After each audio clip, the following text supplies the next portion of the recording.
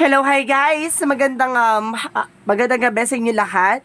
This is Shin from Masagara Channel, a faith healer, also mata reader. So ngayong gabing to, tingnan natin ang nagsasabihin sa inyo ng ating mga gabay. This is a special gabay for the month of August 18 hanggang August 24 for the sign of Aries. So, Aries, welcome to my channel. Ano kayang messages, advices, kaganapan sa buhay ng mga Aries ang ating masasaga for today's video? Ano kayang kaganapan sa buhay ng mga Aries ang ating mahagilap? So guys, this reading is a general reading lamang, hindi lahat makaka-resonate. Kunin lamang pa makaka-relate sa inyo and comment down below kung kaninong energy ang ating nasagap. And of course, don't forget to like and subscribe my channel and hit notification bell for more videos update. Sa mga hindi pa po nakakapag-subscribe sa aking channel, please click nyo na po sa subscribe button dyan sa baba for all bell para updated kayo sa mga videos na i-upload natin every time and every moment. So guys, ito na. Kumapit-kapit ka, Aries, dahil ito na ang reading mo. Angel Spirit, please give me information for the sign of Aries. Ano kayang messages sa'yo ng ating Angel Spirit? There's the Hangman. Oh. Parang feeling mo lutang ka dito, no? And of course, there's a Knight of Wands. Parang feeling mo slow and steady ka dito, T. Parang ang bagal-bagal lang progress mo. Parang ang bagal-bagal lang dumadaloy na eksena sa'yo ngayon. No? There's a Three of Swords. Oh, may naiinggit behind your back, T. May naiinggit, or some of you, there's a betrayal, deceptions, and a heart broken. And of course, there's a Five of Swords. Oh, mag-ingat ka ha, there's a self-sabotage. Kumbaga, mag-ingat ka dito para sinasabotahe ka, or kumbaga, huwag ka nagbibigay ng information, nagkakaroon ng self-sabotage. And of course, sinasabi dito, there's a Moon card. There's a truth reveal, no? Maaring mailalantad na, no? At marami na, mailalahad na, at malalaman mo na ang sa likod ng istorya. Or sa likod ng, kumbaga, kagagawan o kalokohan na nangyayari sa buhay mo ngayon. Kumbaga, some of you parang nagkakaroon ka ng depression or anxieties or financial loss or financial failure. Sinasabi sa'yo dito na mukhang malalaman mo at magkakaroon ka dito na Nine of Coins na practicality. What is the Hangman? Okay, there is a Nine of Wands. So, ibig sabihin dito step by step, no? Sinasabi sa'yo dito na baguhin mo unti-unti yung mga kalakaran o patakaran ng buhay mo. Like a perspective, mindset, kumaga ganon. Kailangan mong mabago yan. What is the Knight of Wands? Knight of Wands represent Eight of Swords. Kailangan mong kumawala, no? Kumawala sa negatibo. Kumawala sa mga negative energy, kumawala sa mga tao sa paligid mo na alam mong hindi makakatulong sa'yo. Alam mong, at the end of the time, kumbaga, hindi, malalaman mo na ginagamit ka lang pala nila. Or something na parang, yung feeling mo, full of negativity na. Yung toxic na yung family or yung friends or something na parang toxic. What is the Three of Swords? Okay, there's a Three of Wands. Ibig sabihin dito, kailangan mo makaalis, no? Travel, or there's a foresight, no? Para nakikita mo na, or mailalahad sa'yo by intuitions. What is the Five of Swords? Okay, there's a Two of Coins, or Two of Pentacles. There's a balance. No, maging balanse kapag dating sa yung mga thoughts or mga sinasabi mo or yung mindset mo or yung mga ideas mo. Kasi nagkakaroon dito ng self-sabotage para mawala ka sa focus, no? And of course, sinasabi sa'yo dito na there's a Queen of Cups. There's an healing.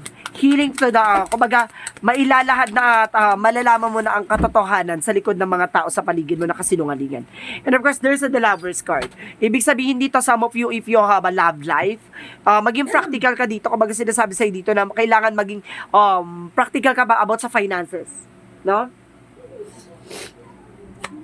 What is the Hangman, the Nine of Wands? The Hangman of course, the Nine of Wands. Okay.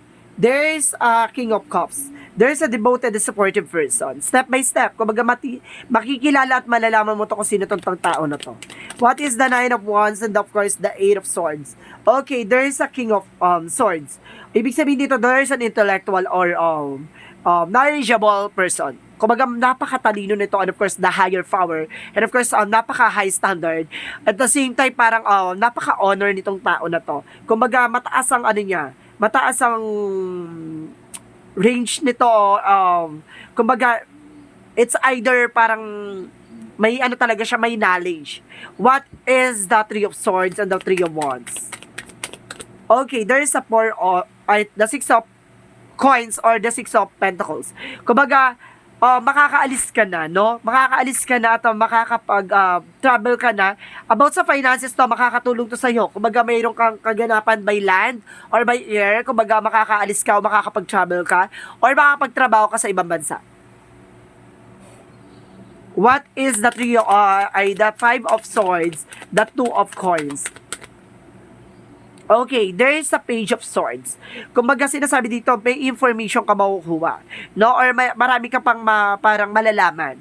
What is the Moon card and the Queen of Cups? Okay, there is a Palace of a Coin. Ibig sabihin dito, there is a paradise. Kumbaga, pagkatapos mo malaman ng katotohanan sa likod ng kasinungalingan, or sinasabi sa'yo dito, magkakaroon ka ng healing. And of course, magkakaroon ka ng, kumbaga, financial windfall. Kumbaga, para magiging masagana ang buhay mo dito. Mawawala na ang problema mo about sa finances. Kumbaga, may mga taong tutulong sa'yo, parang magiging ano to kumbaga, it's like a paradise na parang, nando na all in na. And of course, pagdating sa finances, parang resource of income mo, kumbaga, marami ka na makukuha ng about sa resource of income. Nadagdag. And of course, there's a Nine of Coins and the Four of Love, the Lovers. Okay, sinasabi dito, there's Justice card. Kumbaga, may hustisya dito. And there's a law. No, kumbaga some of you baka may usapin dito sa separation or annulment or something that there's a justice card na parang makukuha nyo na yung hustisya nyo at magkakaroon kayo ng panibagong simula ng iyong person. No? Kumbaga niloko ka at nagkaroon ka ng separation or para makukuha mo yung what you deserve, yung party mo or sinasabi sa'yo dito na mukhang magkakaayos kayo at magkakaroon kayo ng bagong simula. So what is the outcome? Ang pinaka-outcome is the Nine of Cups, no? Kumbaga, there is an apology or offer. The perfect timing, the Death. Kumbaga, parang maisa sa ayos ang problema at maaaring maging maganda o makulay ang buhay mo. And because the Ace of Coins about sa finances na parang there is a big shot or there is a big opportunity or there is a material offer na papasok sa buhay mo ngayon. Parang kumbaga, magkakaroon ka ng panibagong eksena ngayon. Kumbaga, about sa finances, gayon. What is the Love Oracle card? What is the Love Oracle card? Okay, there's a karmic relationship. Oh, kapag kasi kasama sa karmic relationship, there's a triggering for, tawag dito, yung seductions or tawag dito, meron ditong kumbaga lessons pagdating sa relationship niyong dalawa. And of course, there's a passion, no? Kumbaga may chemistry naman kayong dalawa. Pero yung mga ganyan kasing karmic relationship, may mga pagsubok pagdating sa relasyon nyo. Merong third party or there's an information na para nagkaroon ng problema about sa love life, ganon, or sa buhay about sa finances, ganon. Kumbaga, kaakibat ng karmic relationship kasi ang about sa finances, third party, love life, and of course, career. So, what is additional messages for this chakra? What is the chakra? Okay, chakra means grip, no? Kumbaga, wala ka ibang pagsisihan o wala ka dapat ibang isipin. Kumbaga, it's a part of opportunities na nangyari yan sa buhay mo. And of course, sinasabi dito, there's a victim. Kumbaga, some of you, biktima ka lang din or biktima lang din ang iyong partner sa nangyari sa inyong dalawa.